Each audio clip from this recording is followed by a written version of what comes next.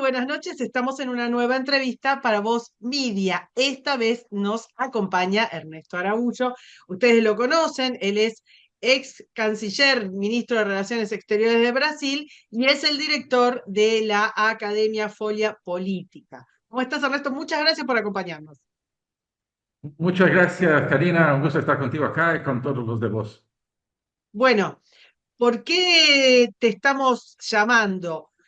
Temas. El más urgente, y después vamos al importante. El urgente es, en este momento está recomenzando o está comenzando una última instancia de el juicio que se le sigue al expresidente Bolsonaro y a otro grupo de personas por el supuesto delito de haber querido impedir que Lula da Silva se convirtiera en presidente. ¿Cómo ves esa situación? ¿Cómo ves esta última instancia? ¿Qué nos puedes decir del tema? Mira, Karina, es un juicio político. El Supremo Tribunal de Brasil se ha vuelto en una corte política, incluso como lo admitió su actual presidente, el juez Barroso, en una entrevista hace un par de años, que, bueno, conmemorando, digamos, celebrando que, bueno, ahora somos una instancia política. Bueno, y así lo es, y todos lo saben, que es realmente el centro del poder político en Brasil. Y bueno, el proceso en contra de Bolsonaro y algunas otras personas viene siendo administrado a la luz, no de la ley y de la Constitución, pero de la conveniencia política. ¿M? Eh, Desde el comienzo, donde surgió la acusación de un intento de golpe en contra de Bolsonaro y algunos de los suyos, lo que se está evaluando a nivel digamos, del sistema de poder en Brasil es qué es lo más conveniente para ellos, ¿no? Que le metan en la cárcel a Bolsonaro y a algunos otros, y así con el riesgo de una martirización, como se sabe, y de que crezca su potencial político, o que lo mantengan en libertad, pero bajo la permanente amenaza de una prisión, de una condena, obligándolo de alguna manera a pautarse, a guiarse por las orientaciones políticas de ese sistema. ¿M? Y es lo que creo que están administrando siempre con ojo a qué es lo que va a pasar en el futuro inmediato, sobre todo en las elecciones del 2026, ¿no? Y hasta este punto lo que han conseguido es desgastar, ¿no? El apoyo a Bolsonaro, ¿no?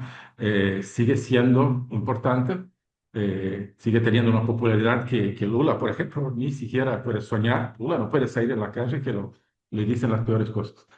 Además, a nivel de libertad de expresión, el otro día la Policía Federal le mandaron la policía a una señora que gritó en contra de Lula en un comicio. Bueno, eh, así que la gente no está segura para nada. Pero sí, pero está cayendo un poco la popularidad y sobre todo el entusiasmo de la gente por Bolsonaro y lo que Bolsonaro significa en términos de una transformación política de Brasil. ¿M?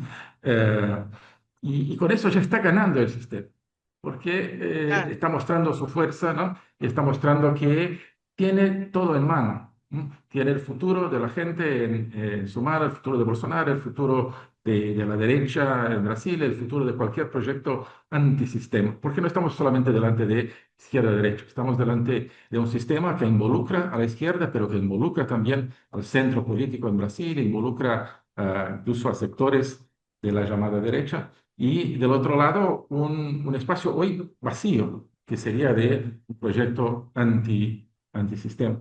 De manera que me parece que es la evaluación de conveniencia política la que va a determinar qué es lo que sucede, ¿no? Y claro, y lo importante, como en muchos casos, no es solamente el resultado final, es el proceso. Y en el proceso hoy justamente empieza la audiencia a Bolsonaro él mismo, ¿no? Y la van a transmitir por la televisión, por el YouTube y todo eso. Y se comenta que lo que quieren es presentar a Bolsonaro y humillarlo de alguna manera delante de los jueces, sobre todo del que conduce la investigación, que es Alexandre de Moraes, o sea, mostrar a Bolsonaro sometido, ¿no? a eso, a ese Claro. sistema. ¿No?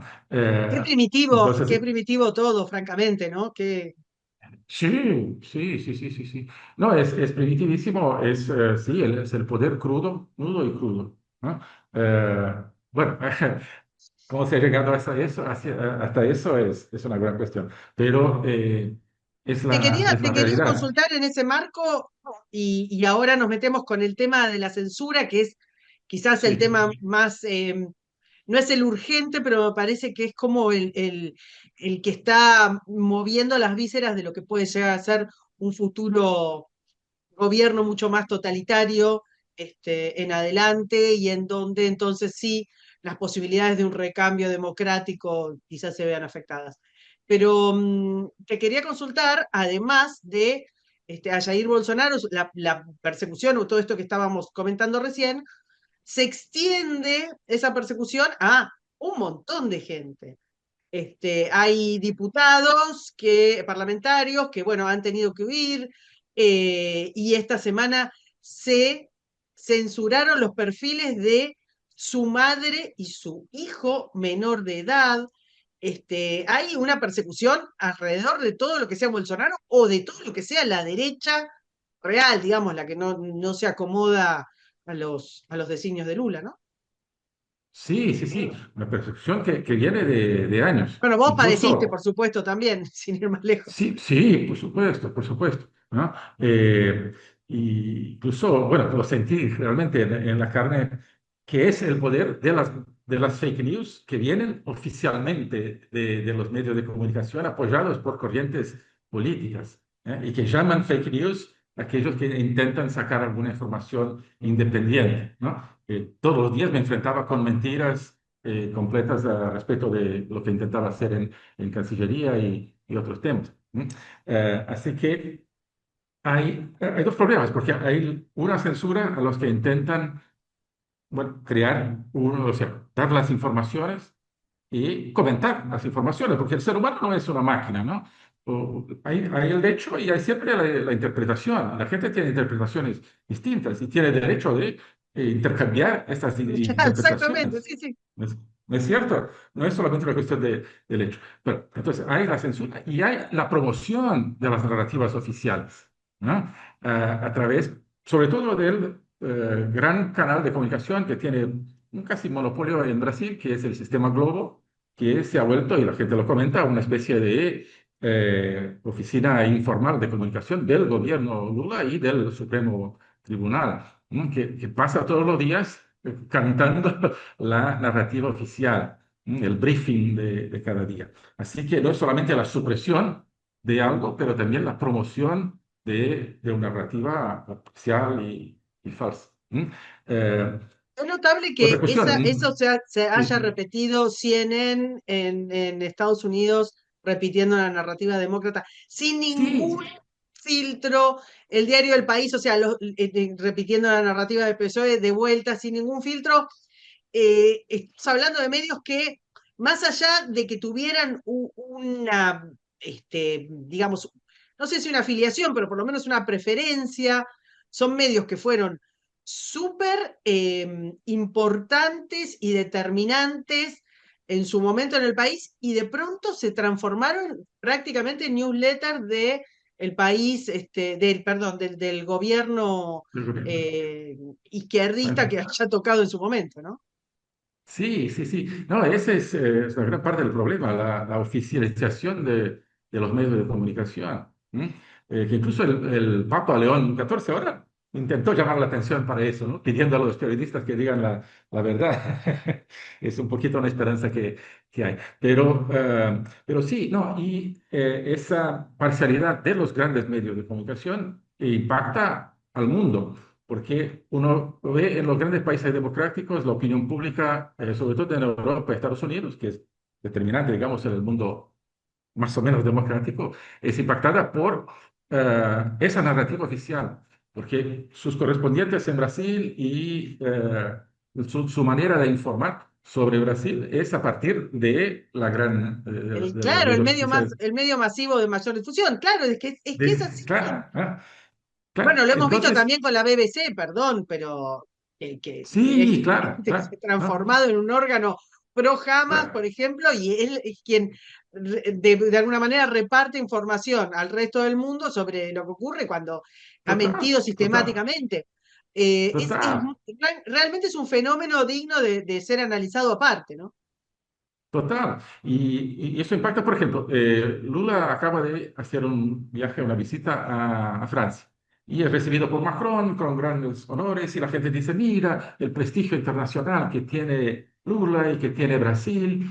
Y no es el prestigio de Lula, es una visión parcial de los medios de comunicación que le pasan a la opinión pública. Pero eso tiene la consecuencia de reforzar un sistema de poder en Brasil, un sistema que es censurador, que es proto-totalitario, y que además, y eso es importante, y eso los grandes medios intentan pintarlo todo como una cuestión de los bolsonaristas, en Claro. contra de los demócratas, digamos, ¿no? Y no es para nada así. Hay mucha gente en contra del sistema que no es bolsonarista. Por ejemplo, uno de los diputados que perdieron su mandato por decisiones de la justicia ha sido Deltan Dallagnol, que era el fiscal que puso Lula en la cárcel, ¿no? Y se eligió luego diputado, claro, con base a eso, y con algún tipo de maniobra jurídica o parajurídica le sacaron el mandato. Y no es un tipo que le gustara a Bolsonaro o que a Bolsonaro le gustara, ¿no? Así que, pero claro, estaba en contra de la corrupción y era un símbolo de la lucha contra la corrupción. Ah, esa es otra cuestión. Perdón que apunte en ese tema por un lado y por otro lado, pero entonces, hay la persecución, ¿no? De personas conservadoras, de la derecha o que sean anti-Lula, etc. Pero hay otro fenómeno, que es la blandura del tratamiento de los criminales comunes, sobre todo del narcotráfico, ¿no? Todos los días hay noticias, no solamente de los conservadores perseguidos, pero de narcotraficantes sueltos, el otro día resultaron uno que había, digamos, había sido preso por pocos días por promoción al crimen. Un tipo atado ahí a los carteles de Río de Janeiro, al Comando Rojo, Comando Vermelho. ¿No? Y al mismo tiempo mantienen en la cárcel personas que son acusadas de participar de una manifestación política antidemocrática, bueno, y que están muchos de ellos condenados a 17 años en la cárcel, mientras que el tipo que es parte del Comando Rojo pasó 8 días en la cárcel y lo soltaron. ¿Mm? El otro día un tipo Para que fue... quienes nos sí, escuchan entiendan, el Comando Vermelho, el Comando Rojo, es sí, una organización narco del corte de, podríamos decir, el Tren de Aragua por extensión, por sí, sí, cantidad de sí, miembros y sí, por, de alguna manera, la arquitectura de su funcionamiento, que además se ha extendido con otras a lo largo de Sudamérica y no sé, porque han salido muchas informaciones de cuánto han logrado penetrar en Estados Unidos. O sea, estamos total, hablando de no de una pequeña banda local, estamos hablando de estas mega bandas que son además multipropósito, porque son narcos, porque hacen total, secuestros, o sea, estamos hablando de el crimen organizado como hacía muchísimos años no se veía y que en las últimas décadas total. ha crecido mucho gracias a la forma en la que Venezuela les entregó todo el poder y que por cierto,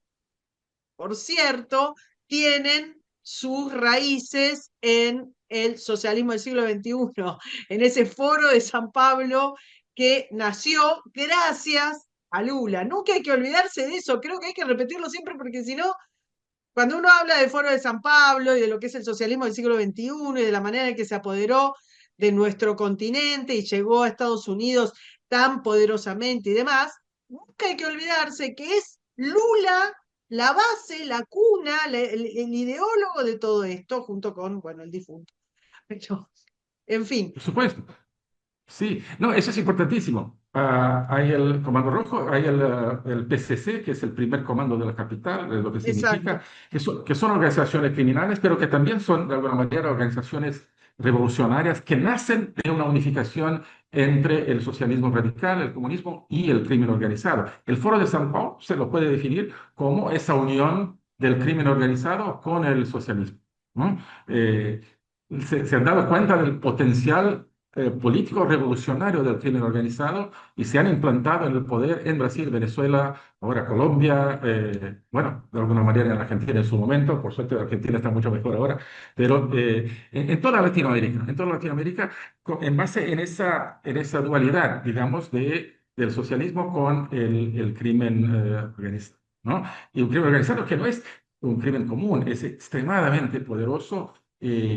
Tienen ligaciones conexiones con Hezbollah, con el terrorismo internacional, ¿no? Exactamente, con Con Rusia, otras con mafias. Irán, exactamente. Claro, con las mafias y están penetrados en la política de los países de Brasil. Bueno, es lo que se comenta. Quizás un día se puede investigar y aclarar todo eso, pero es la sensación que uno tiene, ¿m? Porque no se puede explicar de otra manera la impunidad de los criminales. ¿No? La censura, un gobierno que promueve la censura de sus oponentes es una cosa, ¿no? De otro modo, por otra parte, hay la impunidad de los que están atados al crimen organizado, ¿no? Entonces, el crimen organizado, ¿qué es lo que están haciendo? Financian jóvenes para que estudien derecho y hagan los concursos de juez, por ejemplo, los concursos de fiscal, ¿no? Implantan, empiezan a crear sus jueces, sus fiscales, ¿no? Y dominando la justicia. Además, con una ideología que creo que es muy frecuente también en Argentina, ¿no? Y otros países, que es el llamado garantismo penal, ¿no? De que, bueno, al criminal todos los derechos, ¿no? Exacto. Todas ¿no? Las facilidades. Bueno, pero Eh, cuando se trata sí, no, dime. no, no, es cierto, cuando es del otro lado, toda la dureza. Es que Sí, quería decirte no, justamente, porque lo nombraste recién y ahí nos podemos meter de lleno al tema, al tema clave, me parece a mí, que es la disparidad, la desproporcionalidad en la forma de juzgar y en la forma de aplicar penas. Como bien decías, campan a sus anchas las organizaciones criminales que finalmente terminan permeando en la política y en el resto de las instituciones, como las instituciones judiciales, como las instituciones académicas y demás, mientras que se aplican penas durísimas, estamos viendo casualmente, como bien estábamos diciendo, la persecución sobre políticos de la oposición, y un caso en particular que me gustaría que charláramos, que es el caso de Leo Lins, sí,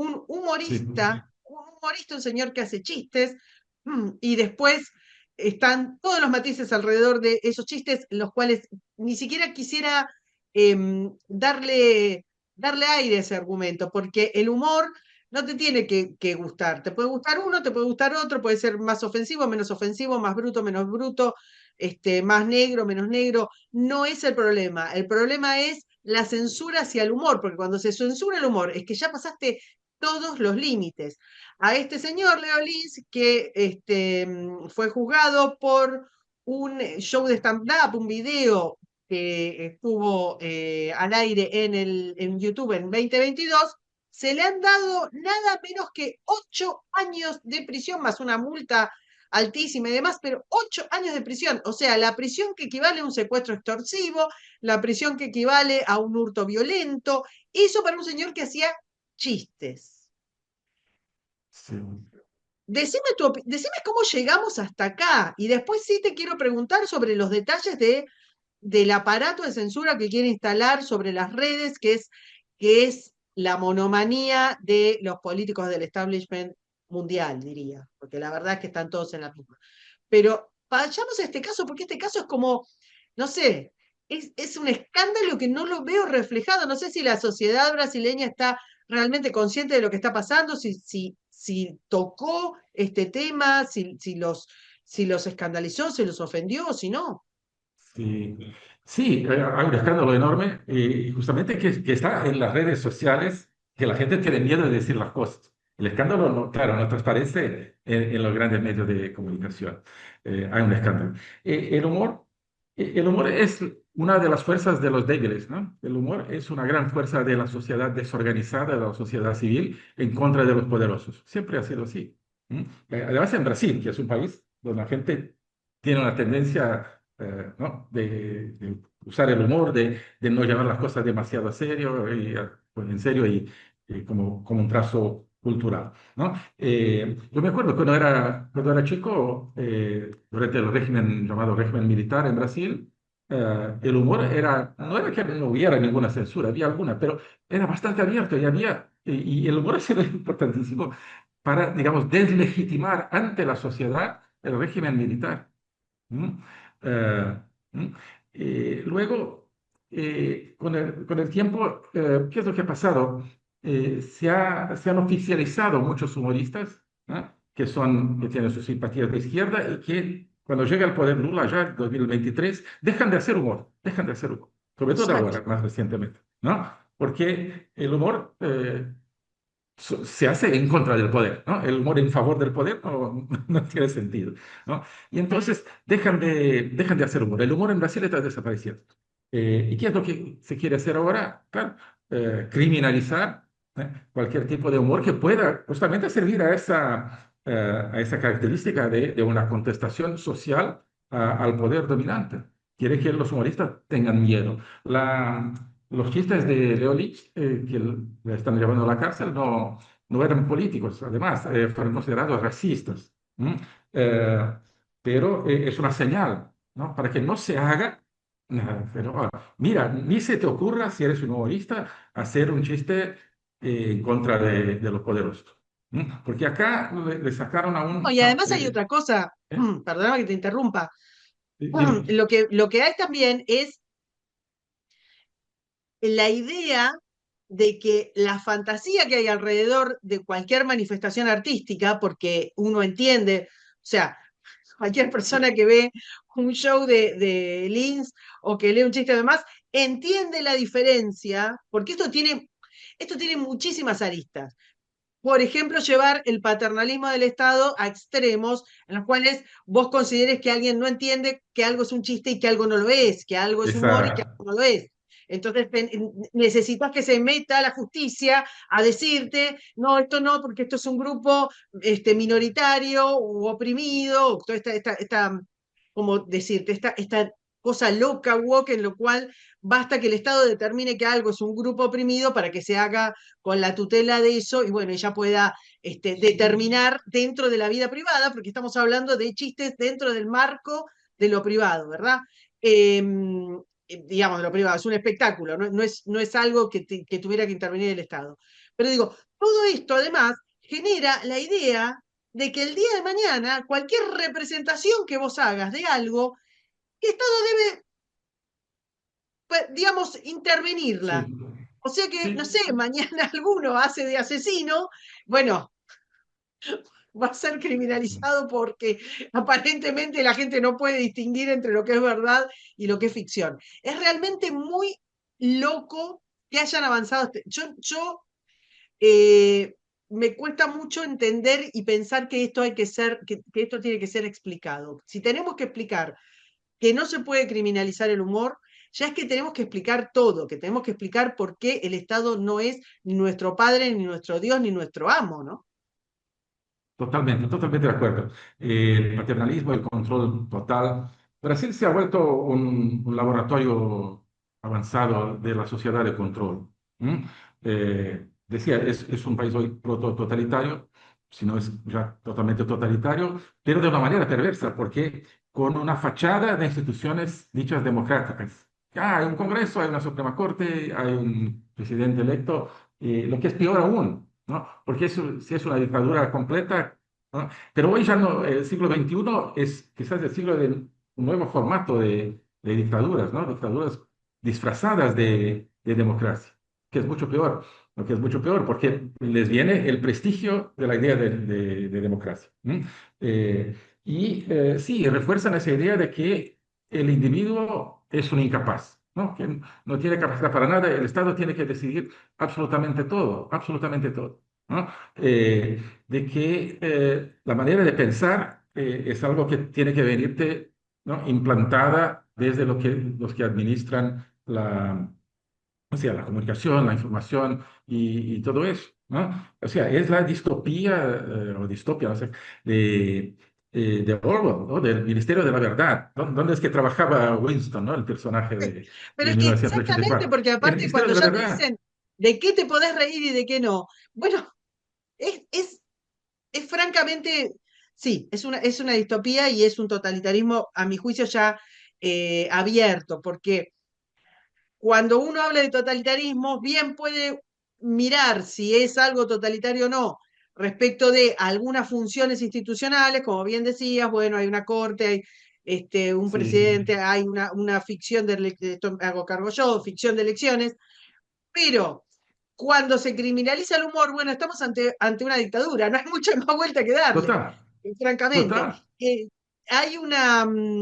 Acá hay un avance sobre el que te quería consultar, hay una especie de fracaso, mitad y mitad, porque tuvo creo que una sanción positiva y una sanción negativa, de una ley que quería avanzar Lula sobre el control de las redes, y que no entiendo por qué, porque ya hay un marco normativo de las redes desde Sí. el año 2014 que funcionaba, entiendo yo, bastante bien, ¿no?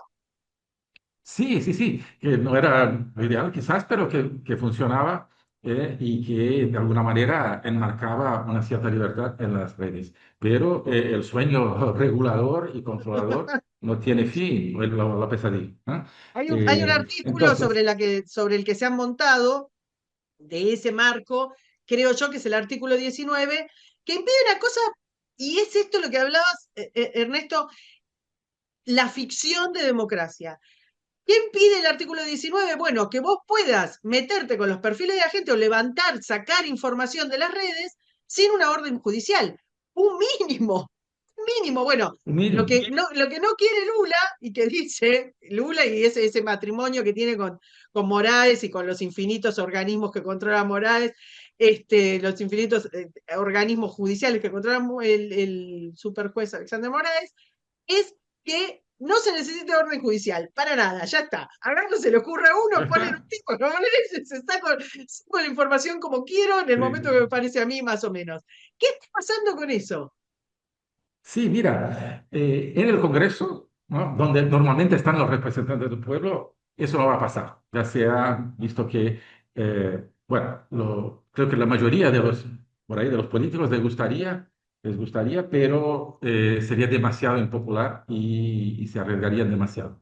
Entonces, eso se ha dejado de lado en el Congreso, pero justamente está empezando un juzgamiento en la Suprema Corte, en el Supremo Tribunal Federal, a partir de una acción movida por partidos de izquierda, que puede resultar en una regulación judicial. O sea, que una decisión judicial de la Suprema Corte tenga el mismo efecto de contenido de una ley de control absoluto de las redes. Eso es lo que es la tendencia de que pase.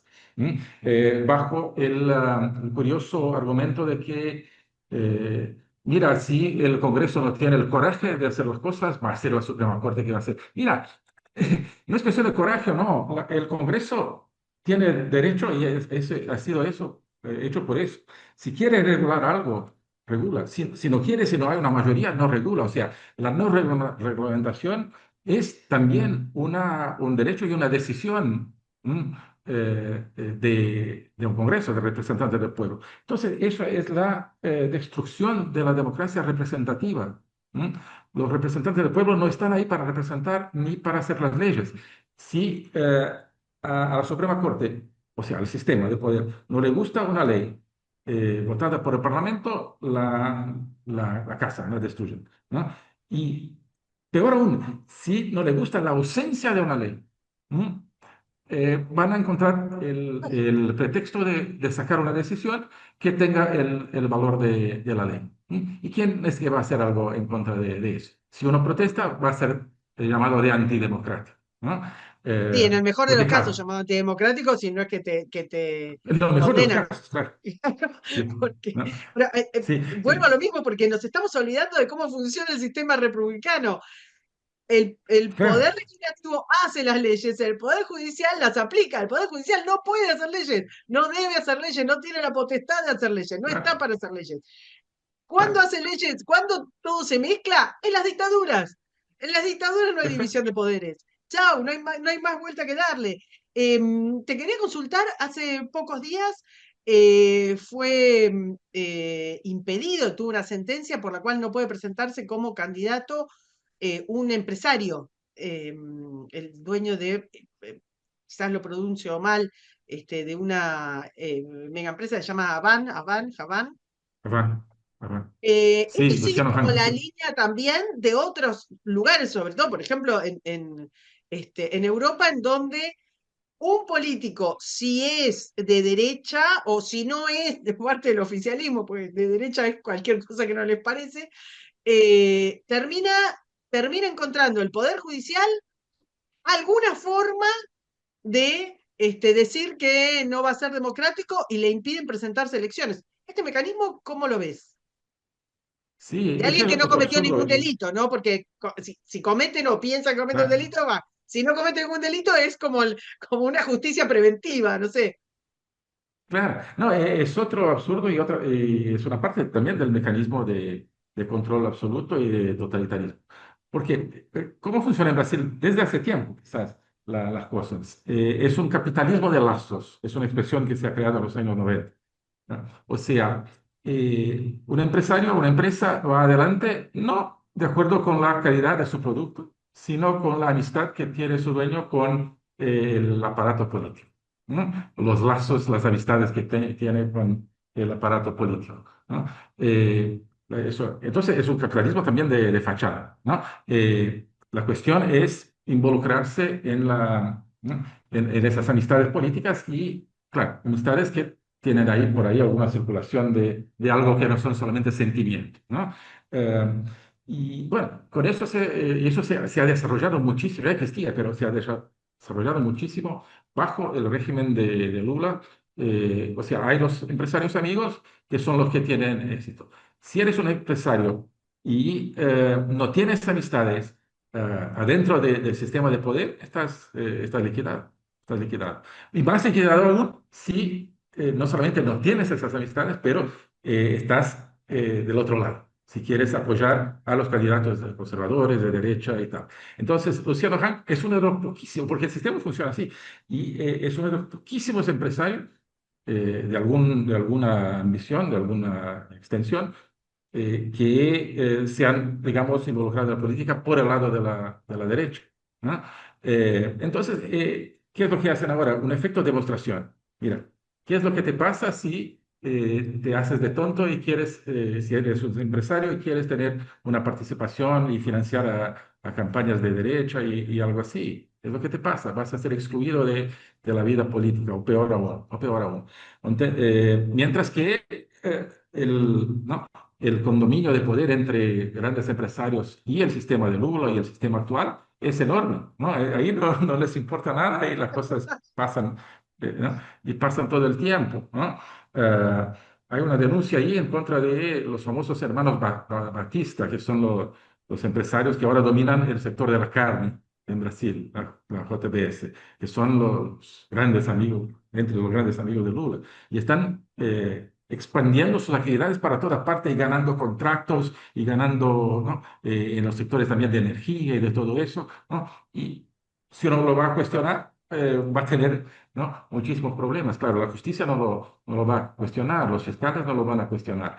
Entonces, el aparato funciona así, ¿no? Así se controla la economía, se controla la economía, ¿no? El éxito no se da, no hay sector privado en Brasil, ¿no? Hay un sector que además paga el 50% de impuestos, ¿no? O sea, mitad de ¿no?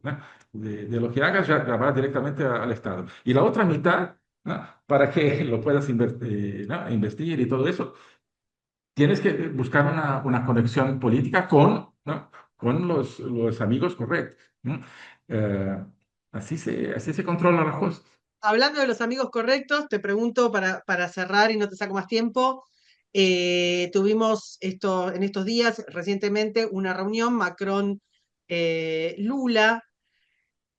es rara esa relación porque en medio de pico parecen cada tanto intercambiar como alguna cosa ríspida, pero cuando se ven, francamente, las imágenes parecen hechas con inteligencia artificial y no lo son de, de los juntos, te diría, inquietantemente juntos que se muestran. Incluso hubo una especie de performance de Lula ahí como artística que incomodó bastante a la delegación eh, francesa. ¿Cómo ves esa relación, Mira, considerando también la tendencia que tienen ambos a ser tan simpatizantes anti-israelíes y tan simpatizantes por el palestinismo que está asolando a todo el mundo con su delincuencia? Eh, ¿Y cómo ves la relación con Xi? Porque en esto de querer controlar las redes y querer censurar a la opinión pública y la opinión de millones de brasileños, también le ha pedido consejos a Xi Jinping, ¿no? Al dictador chino. sí, sí, sí. Mira, el sistema de poder que tiene Lula ahí en su centro y el Supremo Tribunal tiene dos grandes apoyos internacionales. China y digamos, esa nebulosa globalista donde Macron y otros tienen una gran centralidad. ¿M? Por razones distintas, pero eh, el sistema en Brasil no estaría en pie si no tuviera esos apoyos internacionales. China es muy claro qué es lo que quiere. Quiere que un gran país como Brasil sea su serviente, su cliente geopolítico y su productor de productos alimenticios, ¿no? O sea, hay un proceso de colonización de Brasil por la China comunista de Xi Jinping. ¿M? Que tiene además un control político muy grande sobre el sistema político en Brasil, la clase política y todo eso. Paréntesis, ¿por qué? Porque China no tiene ningún problema de invertir con corrupción. ¿M? Eh, Compañías americanas, europeas, etcétera, tienen sus reglas de OECD y todo eso que no pueden participar de procesos de corrupción. China viene, ¿no?, con todo eso abierto. Entonces, claro, los políticos tienen mucho más ganas de darles contrato a China que contratos a compañías europeas o americanas. Bueno, entonces ¿no? Se junta, como decimos, el hambre con el voluntad de comer. Eh, y los globalistas, llamémoslo así, ¿no? Bueno, Lula hace ¿cómo se dice?, los ruidos correctos en relación al tema del clima, ¿no? Que es solamente una fachada también, porque Me encantó eso, los ruidos correctos cuando quieren hacer, sí, talar sí, cualquier cantidad para hacer esa ruta que le está pidiendo Xi que vaya que a lo largo de total, todo Brasil. total. Pero lo que y es una mentira. Que Lula es muy bueno para el medio ambiente. Es una mentira. Las tasas de deforestación están creciendo en Brasil. Están creciendo cada año. Bueno, pero ahí, ¿cómo Bajo Lula. sirvió Macron, que fue, Sí, Macron hace los ruidos también, como bien decís, sí, correcto, siempre para el lado del mal, pero Macron, durante el sí, gobierno de Bolsonaro, fue una máquina de repartir estas famosas fakes que tanto mentira, los claro, escandalizan permanentemente. La verdad que fue claro. el mejor propagandista de Lula previo a la llegada de Lula, ¿no? Bueno, ahora seguí, perdón, te interrumpí. No, no, no, pero total, total. Sí, porque Bolsonaro como líder no globalista de un gran país como Brasil era una amenaza para el mundo de Macron. Además, en una alianza, claro, que estábamos construyendo con los Estados Unidos de Trump, la India de Modi, el Japón de Abe, o sea, grandes países con un enfoque, digamos, no multilateralista de trasladar toda la autoridad para los grandes foros, no, ¿no? Y entonces, Bolsonaro era una amenaza, entre otras, para Macron. Además, Macron, que es odiado adentro de Francia, parece, ¿no? Pero y quiere tener entonces un liderazgo internacional y ha elegido el tema del clima y el tema del medio ambiente para justificarse, ¿no? Y entonces en esa ocasión necesitaba de un mago. y el gran malo era Bolsonaro, que lo iba a combatir, el que está destruyendo el clima, destruyendo la Amazonía y cosas de ese estilo. ¿No? Y ahora con Lula, creo que Lula hace, o sea, uno deja que el otro haga el papel que quiere, ¿no? O sea, refuerza el papel del otro en ese gran teatro. Lula refuerza el papel de Macron como ese líder multilateral, ¿no? Además en contra del unilateralismo de Trump, ¿no? Y Macron quiere ser eso, quiere ser el anti-Trump, ¿no? De un mundo multilateral y que además es un mundo que va, el mundo europeo también hacia el totalitarismo por otras razones, pero bueno. Y, ¿no? Entonces, Lula es un buen aliado y Lula sabe eso y juega ese papel de la manera que Macron quiere. Y de la otra parte, Macron sirve entonces para darle un barniz ahí de legitimidad, de aceptabilidad mundial a Lula. ¿Mm? Mira, es un líder que es recibido por los grandes líderes. Bueno, no. Y la gente en Brasil sabe quién es Lula. Lula no puede Sí, salir a la calle. comparten ambos su cruzada anti-israelí Y además que, es, además es, sí, sí, además es, ¿no? O sea, que es parte de esa, o sea, de la creación de un mundo alternativo, digamos, de una verdad alternativa por parte de esa gente que quieren ocultar las cosas, ¿no? Quieren ocultar el terrorismo, quieren y exactamente. dejar, ¿no? Y digamos, y todo tiene que ver, claro, con una cuestión de ser contra no solamente Israel, pero contra los Estados Unidos, contra Trump. Quieren, ¿no? Agarrar todas las banderas que sean en contra de Estados Unidos, ¿no? Y la defensa de Israel es una de ellas. El combate al terrorismo es otra, ¿no? Sí, sí, por Eh, eso le está yendo tan bien a Macron con el combate al pues, terrorismo. sí, sí, sí, sí, pero no. Entonces hay una alianza de esos ocultadores de la verdad, de esos que dependen de una narrativa, sea en el tema Israel, sea en el tema clima, sea en el tema democracia o lo que sea, ¿no? Y mientras todo eso pasa, China avanza en el mundo creando un modelo de gobernanza totalitario y expandiendo ese modelo, ¿no? Brasil se está volviendo, realmente, como hablamos aquí, un país que en la práctica de los hechos se parece cada vez más a China. Hablabas de esa visita de Lula a China. Uno de los resultados ha sido que Lula ha pedido a Xi Jinping que le mande un experto, un grupo de expertos en regulación de las redes sociales eh, para ayudarle Insólito, a... insólito. Y no entiendo Sí. cómo eso no subleva a la población brasileña, o capaz que sí y no nos estamos enterando, que directamente Mira, están sí, mandando a un delegado de un dictador a implementar la censura. Esto es en los hechos.